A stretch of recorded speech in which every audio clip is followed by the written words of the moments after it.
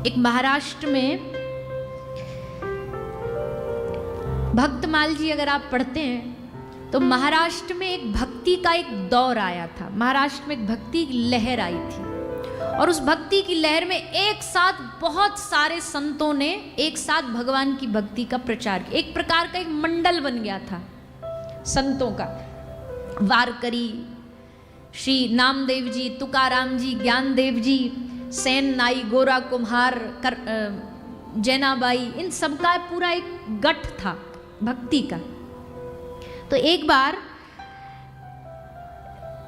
ये सारी की सारी मंडली एक साथ चलती थी, जैसे कोई बुलेटिन साथ चलती है ना, वो आर्मी वालों की एक साथ सारे ट्रक की ट्रक भर के जाते हैं, वैसे ही ये सब संत महापुरुष एक साथ निकलते थे गांव गांव। एक बार ज्ञानेश्वर जी, सोपान जी, मुक्ताबाई, तुकाराम जी, एकनाथ जी, सब लोग एक साथ कहीं किसी भक्त के घर कीर्तन करने गए। एक गोरा कुम्हार नाम का भक्त था, उसके घर गए।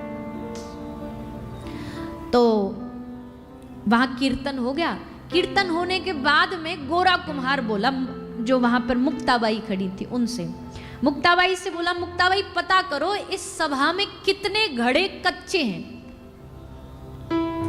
घड़े कच्चे का मतलब समझते हो कि भैया इनकी परीक्षा लेके देखो कौन अभी भक्ति में थोड़ा डगमगाया हुआ है, किस कौन की भक्ति अभी पक्की नहीं हुई है। तो मुक्ताबाई ने क्या किया, मुक्ताबाई जितने भक्त बैठे थे सबके पास जाती और सबके सर पे थप्पड़ एक टपली मारती। तो जो चुप रह गया तो मुक्ताबाई कहती ये घड़ा पक्का हो गया, और जो उल्टा गुस्से में नाराज हो जाता, कुछ गाली देने लगता, तो मतलब ये घड़ा कच्चा है। तो सबको मुक्ताबाई ऐसे चेक करती जा रही थी। सो वहीं पे बैठे थे नामदेव जी। नामदेव जी को जैसे जाके ने किन्होंने किया तो नामदेव जी को बड़ा अपमान लगा, वो नाराज हो गए, बोले संतों की सभा में तुम हमारा अपमान कर रही हो। तो मुक्ताबाई ने हंस करके सब संतों से बोला ये घड़ा भी कच्चा। और नामदेव जी को बड़ा दुख लगा। क्यों? नामदेव जी से तो विट्ठल भगवान बातें करते थे, पांडुरंग भगवान, और ये कह रही है अभी घड़ा कच्चा है। नामदेव जी को लगा ऐसे कैसे कच्चे। अब ये भगवान श्री पांडुरंग के, विट्ठल भगवान के सामने जाके रोए कि प्रभु वो सब मुक्ताबाई कह रही है कि ये घड़ा कच्चा है, आखिर ऐसी कौन सी गलती रह गई मुझ में अभी भी कि मैं अभी भी आपका वो प्रिय नहीं बन पाया। तब भगवान विट्ठल ने कहा कि तू मेरा प्रिय है पर पूरा प्रिय उस दिन बनेगा, अभी तेरे जीवन में कोई गुरु नहीं है। मैं तो मिल गया तुझे, पर तुझे अभी गुरु नहीं मिला, इसलिए मेरा परम प्रिय बनना है तो गुरु खोज, पहले गुरु की प्राप्ति कर। नामदेव जी ने कहा कि मैं कैसे पहचान करूं सदगुरु की। बोले जा, हम तुझे पहचान बता रहे, फलाने मंदिर में तुझे तेरा गुरु मिल जाएगा। गए श्री नामदेव जी। अगले दिन जाकर के वहां एक विशोबा खेचर नाम के एक संत थे, वो बैठे थे। अब ये गए नामदेव जी ये भाव रख के कि गुरु जी मिलेंगे, भगवान ने कहा है कि मंदिर में गुरु जी मिलेंगे।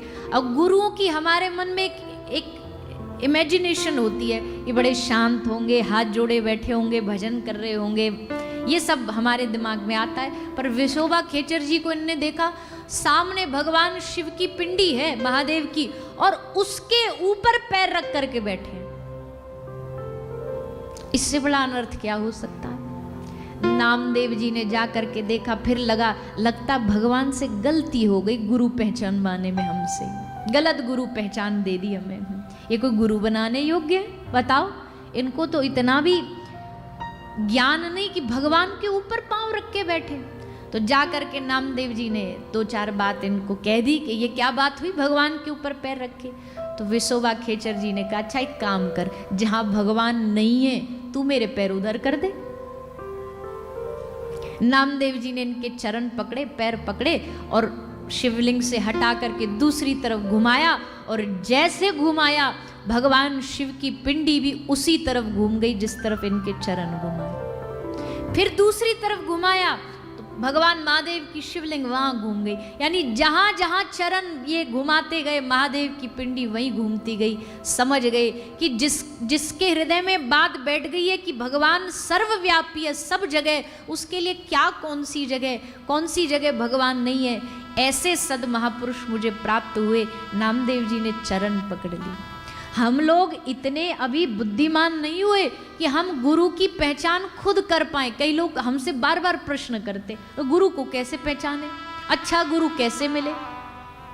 अजी तुम अच्छे चेला बन जाओ, पहले अच्छे शिष्य बन जाओ, अच्छा गुरु अपने आप मिल जाएगा। पहले अच्छे शिष्य तो बनो।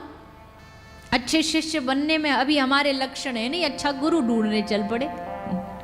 पहले अपने आप को तैयार करो।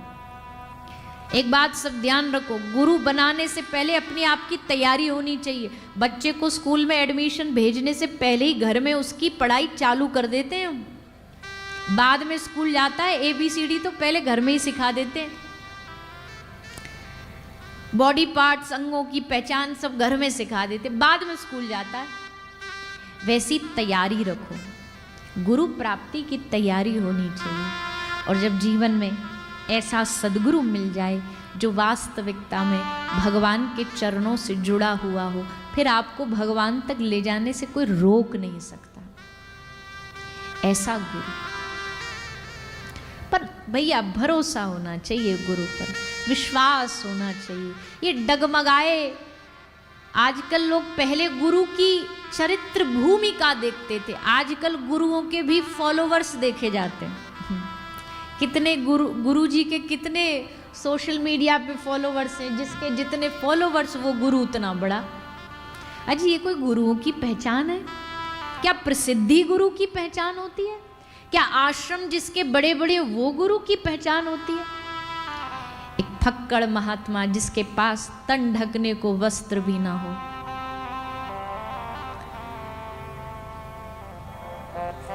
हमने देखा हमारे जो गुरुदेव थे ना, उनके पास कभी जीवन में 2 जोड़ी कपड़ा से ज़्यादा हमने कभी देखे नहीं।